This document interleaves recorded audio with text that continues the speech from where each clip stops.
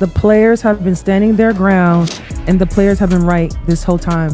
In order for the WNBA to save this league right now, you have to open the books. Let me repeat, open the books. What's the big deal? Guess what? You open the books and in the hyper-insulated, multi-billion-dollar world of professional sports ownership, there's a humiliating moment when a labor union loses all grip on reality, when negotiation collapses into raw, public desperation, when every tangible lever of power is spent, when strike threats fail to phase billionaire owners. Leadership often resorts to the impossible. They scream into the void, hoping public sympathy will override the cold, ironclad laws of corporate capitalism right now. The WNBA's veteran players are living through a highly visible psychological meltdown. Former stars and loyal unionists flood social media with emotional, volatile rants against ownership, demanding transparency, justice, and most absurdly access to the league's proprietary financial records. It's a spectacle of cognitive dissonance, a workforce misreading its place in the economic hierarchy. But beneath this public display of financial illiteracy lies a darker truth. The players' impossible demands stem from certainty. They know they are being systemically shortchanged, victims of some of the most sophisticated accounting tricks in modern history. Welcome to the breakdown. Here lies the delusion of the open the books narrative, the Hollywood-level accounting hiding the Caitlin Clark millions, the 6-week silence designed as psychological pressure, and the glaring hypocrisy of a union that demands transparency while deceiving its own members. Consider the centerpiece of this unraveling drama. Former WNBA legend Angel McCoughtry's recent fiery defense of the union. Her argument rests entirely on one deeply flawed premise: that billionaire owners are morally or legally obligated to hand over private financial spreadsheets to validate claims of unprofitability. The arrogance of this demand perfectly reveals the catastrophic misunderstanding of how privately owned enterprises operate, the dizzying disconnect between labor fantasy and corporate reality. The players have been standing their ground,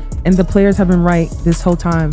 In order for the WNBA to save this league right now, you have to open the books. Let me repeat, open the books. What's the big deal? Guess what? You open the books. For the WNBA to save this league right now, you have to open the books. Let that incredibly arrogant, legally baseless ultimatum echo in your mind for a moment. Open the books. This is the battle cry of an entity that mistakenly believes it is an equal equity partner in a multi-billion-dollar conglomerate. The players' union operates under the deeply romanticized, fundamentally toxic delusion that because they physically bounce the basketball, they are entitled to audit the private financial ledgers of the billionaires who actually front the capital, absorb the risk, and own the physical real estate in the ruthless, unyielding reality of the corporate world. A standard employee, no matter how talented or culturally relevant, does not possess the clearance to demand a forensic audit of their employer's bank accounts. Listen to the brilliant, completely unfiltered reality check that instantly destroys the logic of Angel McCoughtry's argument, bringing the WNBA superstars crashing violently back down to open the books.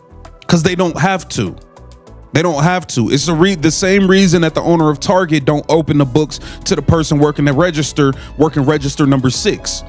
The same reason that the owner of McDonald's isn't opening the books to the guy of Target does not open the books to the person working the cash register. The owner of a fast food franchise does not hand their proprietary financial statements to the employee operating the drive-through window. It is the exact same fundamental principle in professional sports. The WNBA players are highly specialized, heavily compensated independent contractors. They are not the board of directors, are not private equity shareholders, the billionaire owners. Individuals who amass their fortunes through ruthless mergers, acquisitions, and cutthroat capital management are absolutely never going to hand their proprietary financial data over to a group of athletes simply to win a public relations argument. The owners offered a massive increase in base salaries and guaranteed housing concessions. They effectively told the union, take the money that is on the table or go completely bankrupt. We do not need to prove our profitability to our employees. However, to completely dismiss the players' demands as pure, adulterated ignorance is to miss the true, deeply cynical counter angle of this entire corporate thriller. You must transition from cold, dismissive logic into the dark, highly manipulative realm of billionaire wealth management. The players are screaming to see the books not simply out of entitlement, but out of a profound, highly justified terror of what financial analysts call Hollywood accounting. The WNBA veterans are not blind. They have lived through the greatest economic miracle in the history of women's sports over the last 12 months. They watched Caitlin Clark single-handedly shatter every television viewership record on the network. They saw the arenas consistently sell out. They saw the league secure a historic precedent to point to $1 billion media rights contract, and perhaps most terrifyingly, they watched the expansion franchise fees completely explode. Toronto and Portland are reportedly paying between $115 to $125 million simply for the right to enter the league. The players are looking at hundreds of millions of dollars in expansion fees, billions in television revenue, and a 400% spike in corporate sponsorships. Yet the owners are standing at the negotiating table holding a measly $5.6 million salary cap and claiming the league is still operating at a massive catastrophic loss. The players know exactly how this deceptive game is played. They know the owners are legally manipulating the operating expenses to artificially zero out net profit. The owners can charge their own WNBA teams exorbitant, heavily inflated rent to play in massive downtown arenas they already own. They can inflate administrative salaries of front office executives, heavily depreciate franchise assets for massive tax write-offs, and funnel the Caitlin Clark surplus into hitting corporate subsidiaries. When the owners say they are losing money, they are technically technically telling the legal truth on paper, but they are morally executing a massive, heavily guarded heist. The demand to open the books is a desperate, flailing attempt by the players to locate the missing millions at the corporate accountant successfully buried in the paperwork, and the absolute lightning rod of this financial,